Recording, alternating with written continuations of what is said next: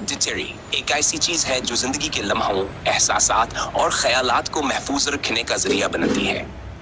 ये कहानी एक नौजवान लड़की अलीशा की है जिसने अपने जज्बात और जिंदगी के अहम वाकयात को अपने डिटेरी में लिखना शुरू किया। अलीशा एक छोटे से गांव में रहती जहां जिंदगी सादा थी, मगर उसके दिल में बड़े ख्वाब पलते थे। इसकी दुनिया का हर रंग, हर आवाज और हर एहसास एक डिटेरी के सफहात पर बिखरा हुआ था। जब बुआ खुश होती तो उसकी खुशी की चमकास के लफ्जों में झलकती, और जब वो हदास होती तो इसके आंसवास के डेरी के सफहात पर जज्ब हो जाते। एक दिन अलीशा को अपने गांव में एक नई दोस्तें मिली। इसकी दोस्त रानी, जो कि शहर से आई थी, ने अलीशा को बताया कि शहर में जिंदगी कितनी मुख्तलिफ होती है। यह बातें अलीशा के लिए नई थीं और उसने अपने डेरे में इन ख्वाबों को लिखना शुरू किया जिन्हें वह कभी पूरा करना चाहती थी।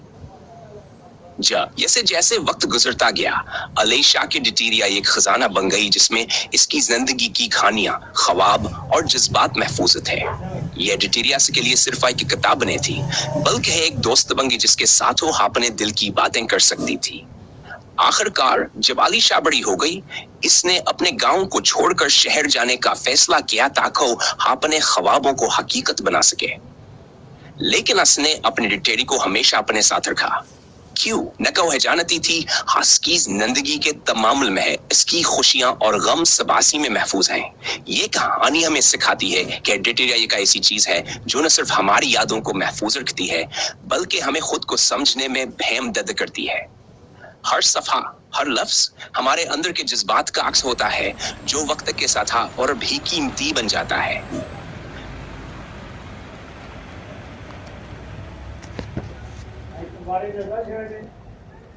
हाँ 10 से मैंने